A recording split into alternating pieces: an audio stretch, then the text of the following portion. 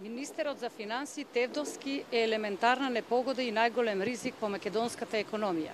Тој за 40 дена, само по основ на аукции на државни харти од вредност, ја задолжи државата за речиси 4,5 милиарда денари. А вчера на пресконференција изнесе куп манипулации и невестинити бројки околу наводен скриен долг.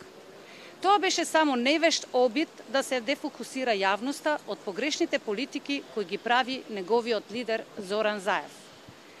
Имено во објавените податоци, намерно или од незнаење, се презентирани збирно податоците за локалната и централната власт во услови кога на сите им е јасно дека постои поделба на локална, централна и судска власт.